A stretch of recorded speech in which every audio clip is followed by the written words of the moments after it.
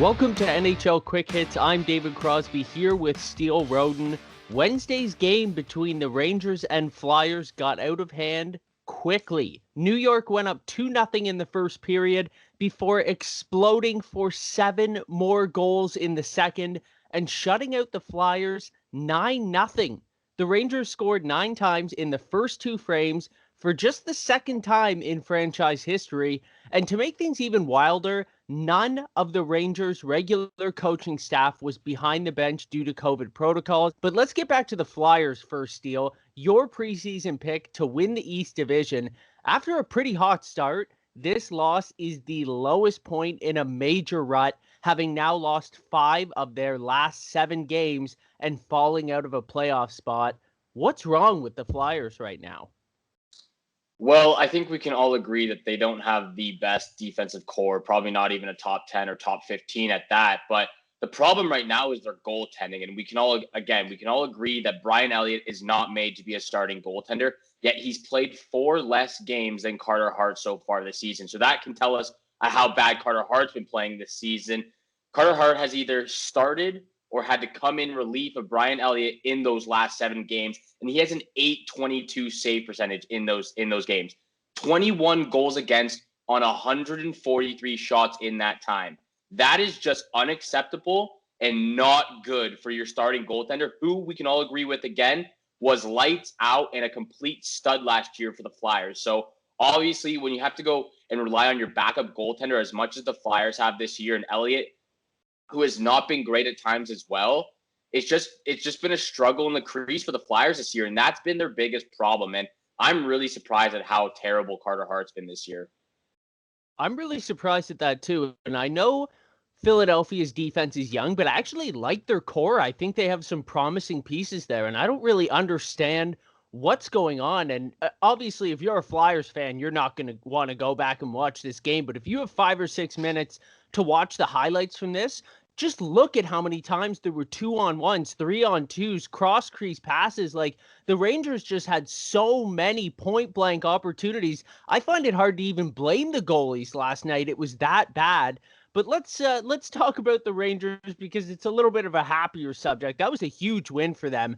Obviously, they're most impressive of the season, but they're still 3 points back of the Flyers in 6th place in the East Division. Do you think this will be a turning point in their season? I think it is a turning point for them in the season so far. And like you said, they're only 3 points back of the Flyers, but they're 6 points back of the Bruins, who are in 4th place right now. And the Rangers are getting hot right now at a time where the Bruins and Flyers have slowed down. The Bruins are 4-4-2 in their last 10 games, and obviously, as we know, the Flyers are 2-5 in their last 7. So I think they're getting hot at the right time and they're catching these teams in a little bit of a slump. So it's definitely a turning point. But again, you still have to compete with the Islanders, the Capitals, the Penguins, and the Bruins and Flyers again. So this is the toughest division, like we've mentioned in the past.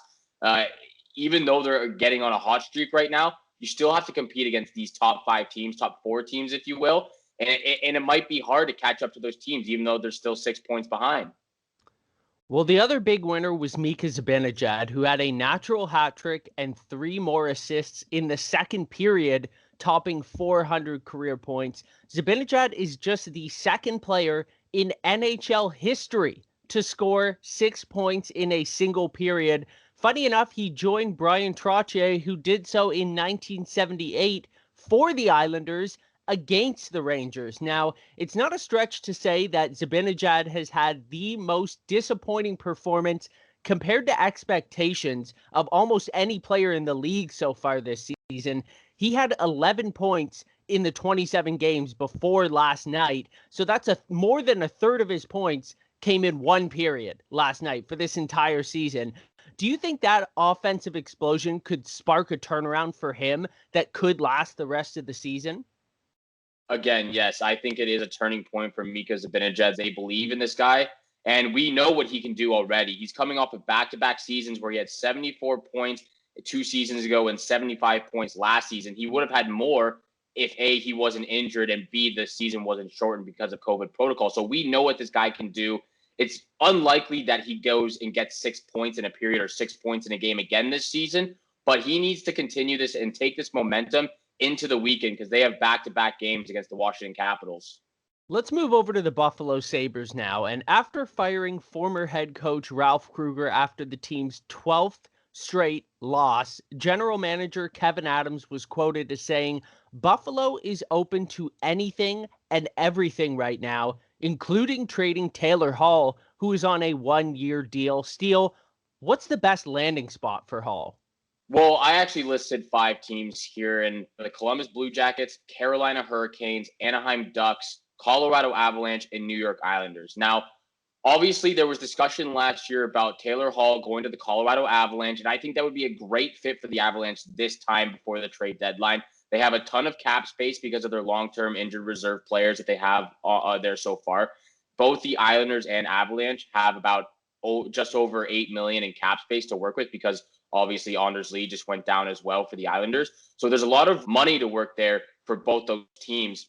And they have a lot of players, prospects, and draft picks that they can use to provide to a Buffalo Sabres team that needs everything. You can go after a guy like Pavel Francouz or Hunter Miska right now on the Colorado Avalanche. They have a ton of prospects, couple picks as well. If you're the Buffalo Sabres and you're going to trade Taylor Hall, you need to make sure you're getting a number 1 starting goaltender right now. That is your number 1 focus, in my opinion. That's been the problem for the last 5 years. They need to address the situation. And if they're going to deal Taylor Hall, make sure you're getting a goaltender.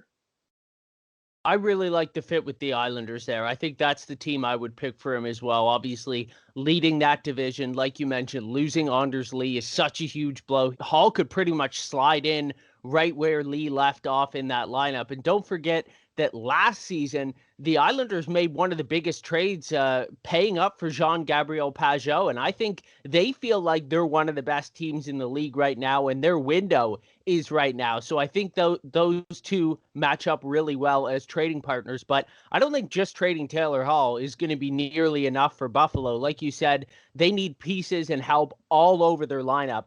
Are there any other big names in Buffalo that you think they should put on the trade block? I think the entire team except for Jack Eichel. But if it comes down to it, maybe you have to send Jack Eichel too. And the names that I listed on here were Rasmus Ristolainen, Rasmus Dahlin, and Sam Reinhart. And obviously, there's been a lot of discussion about Sam Reinhart because of what he can do in front of the net. He's been great he's been their best player in the Sabres organization so far this year. But again, you have guys like Rasmus Dahlin who just haven't really clicked in that organization since being drafted by them just a couple of years ago. I think a new scenery might help him. And then he's still young. He was still a first round overall pick. You can get a lot back for a guy like Rasmus Dahlin and Rasmus Ristolainen. So again, if you're sending these guys out, make sure you're getting exactly what you need in return from those teams. I'm definitely on board with Ristolainen, and I think although it would hurt to trade Reinhart, I don't think his value has ever been higher than it is right now. You could probably get a ton back for a team who looks at him, who said he could not only help us this year, but long term. But if I'm the Buffalo Sabres, I am not trading Jack Eichel, and I am not trading Rasmus Dahlin. They're both so good and so young that you would just have to blow me away with an offer. It'll be interesting to keep an eye on Buffalo, who should be one of the few sellers in the NHL ahead of the trade deadline. But that's going to do it for our episode today. I'm David Crosby. That's Steele Roden, and thanks for tuning in to NHL Quick Hits.